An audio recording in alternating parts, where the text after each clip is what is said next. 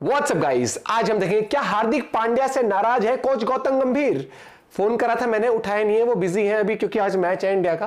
तो देखते तब तक आज रौनक की अगर बात हुई हो कल, क्योंकि कल मैं भूल गया फोन करना तो क्या बताया। तो आज रौनक से हुई है बात। गंभीर भाई किसी एक जगह हल्का हाथ रख दें तो समझ में कैसे आएगा कि उनका सरनेम गंभीर है। बताइए बताइए ये गड़बड़ है बाबा। नमस्कार, मैं हूं रौनक। रणतंत्र देखना शुरू कर चुके हैं आप। सीरीज जीत गए, क्लीन स्वीप कर ली। वो मैच तो जीते ही जीते जो जीत जाना चाहिए था। जिन मैचों में श्रीलंका वाले जीत गटक कर डकार लेने ही वाले थे, उस मैच में भी हलक से हाथ डालकर हमने जीत निकाली। लेकिन इतनी बेहतरीन परफॉर्मेंस के बाद भी लगता है गौतम गंभीर खुश नहीं हुए, बल्कि उन्होंने तो कुछ प्लेयर्स को वार्निंग भी दे दी है। बेसिकली गंभीर उस पापा की तरह हैं जिनका बच्चा कितना भी अच्छा क्यों ना कर ले, लेकिन वो खुशी नहीं होते, उल्टा वार्निंग दे देते हैं कि अगली बार और अच्छे नंबर आने चाहिए बेटा। आपसे बेटर उम्मीद किए थे हम। श्रीलंका से सीरीज जीतने के बाद गंभीर ने भी वार्निंग दी है और लोगों का मानना है कि ये वार्निंग हार्दिक पांड्या को दी गई है। ये वार्निंग दी गई है सीरीज जीतने के बाद जो स्पीच दी थी गौतम गंभीर ने, उसमें कोच बनने के बाद ये गंभीर का पहला कैमरा इंटरैक्शन है और इसमें गंभीर ने क्या कहा और हार्दिक को वार्निंग दी, ऐसा लोग क्यों बोल रहे हैं, आइए आपको वीडियो में बता दें। वीडियो पसंद आए तो इसे लाइक करके चैनल को सब्सक्राइब जरूर करना, ठीक है। शुरू करते हैं। तो भैया सुपर ओवर की जीत के बाद गंभीर ने टीम को इकट्ठा किया और चक दे इंडिया के कोच कबीर खान की तरह सबकी तारीफ करी, सबको मुबारकबाद दी और कहा कि सूर्य कुमार यादव ने कप्तानी में भी और बल्लेबाजी में भी बेहतरीन काम किया है। गंभीर ने यह भी बताया कि उन्होंने सीरीज शुरू होने से पहले सूर्य कुमार यादव से कुछ कहा था और सूर्य कुमार यादव ने उसको डिलीवर भी किया।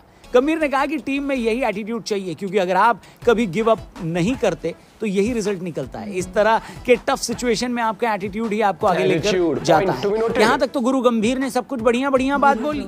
इसके बाद गंभीर ने एक तरह से बैटिंग ग्रुप को कहा कि हमें इस तरह की पिचों पर और बेहतर बल्लेबाजी करनी होगी, क्योंकि इस तरह की पिच हमको आगे भी मिलेगी। उसके बाद गंभीर भाई ने वार्निंग क्या दी है हम आपको बताते हैं, लेकिन उससे पहले थोड़ी इंपॉर्टेंट बात एक और बात। गंभीर ने पूरी टीम को ये वार्निंग दी है, वो बताते हैं। कुछ लोग वनडे सीरीज का हिस्सा नहीं है और उनको लंबी छुट्टी मिल रही है, लेकिन इसका मतलब ये नहीं है कि वो बॉर्डर के मथुरा दास की तरह छुट्टी लेकर गायब हो जाए और उनको टीम से कोई मतलब ही न रहे।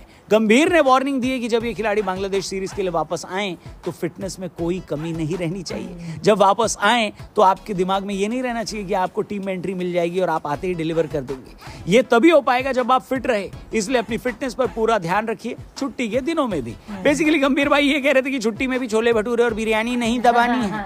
अब आप कहोगे कि इसमें हार्दिक पांड्या कहां से आ गए, मैं आपको बताता हूं। हार्दिक पांड्या ने वनडे से पर्सनल रीजन की वजह से छुट्टी मांगी है। इसका ये मतलब होता है कि हार्दिक पांड्या ने आखिरी बार वनडे मैच पिछले साल वर्ल्ड कप के दौरान खेला था। उसके बाद से वो इंडिया के लिए खेले नहीं हैं। और हालांकि गंभीर ने कोई नाम नहीं लिया, लेकिन बीसीसीआई ने क्लियर किया कि हार्दिक अब टीम में तभी वापस आएंगे जब वो डोमेस्टिक में अपनी फिटनेस प्रूव कर पाएंगे।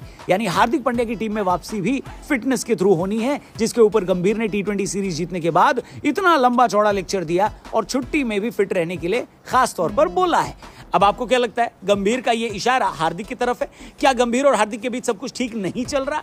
इंटरनेट पर तो लोगों को यही लगता है। पहले कप्तानी और फिर दबे लफ्जों में ये बात कहना लोगों के हिसाब से हार्दिक पांड्या को वार्निंग देना है। आपको क्या लगता है, कमेंट करके जरूर बताना। फिलहाल हम आप यहाँ पर वार्निंग की बात होना हो, लेकिन टीम हित में बहुत सी बात करी है कि आपको अपना गेम लेवल अप रखना पड़ेगा। आपको याद होगा इंडिया और अगर ऐसा लोगों को मतलब हार्श लगता होगा, लेकिन जो उसकी बातें हैं ना बहुत लॉजिकली, बहुत टीम हित में, हर चीज टीम के हित में देखता है। उसको नहीं मतलब कि भाई तू स्टार है, तू और तू बहुत बड़ा प्लेयर है कि टीम के लिए बेस्ट क्या है, टीम छोड़ो कि विनिंग के लिए बेस्ट क्या है, ट्रॉफी जीतने के लिए क्या चीज बेस्ट है। ठीक है। और पांड्या की अगर हम बात करें, पांड्या खुद भी बहुत डेडिकेटेड है। मैंने कुछ वीडियोस भी देखी वो फिटनेस को लेके। वो कई बार हो जाता है कुछ प्लेयर्स के साथ कि वो इंजर्ड ज्यादा हो जाते हैं, तो दोनों पक्ष ठीक है यहाँ पर। और मतलब देखा है वो। बाकी मजा आएगा भैया अब जब सीरीज अपनी श्रीलंका वाली चालू हो जाएगी और फिर जब बांग्लादेश वाली होगी और उसके बाद फिर जनवरी में एक सीरीज है, WTC भी आएगा और आपकी चैंपियंस ट्रॉफी भी आएगी। बहुत सारी चीजें आने वाली हैं, अभी लाइंड अप है। IPL भी हो गया, IPL पे भी लड़ाई चल रही है। शाहरुख खान कह रहा है मैं वाडिया घर में आऊंगा तेरे, मैं तेरे को वहां बताऊंगा कि कितने टेंशन होनी चाहिए।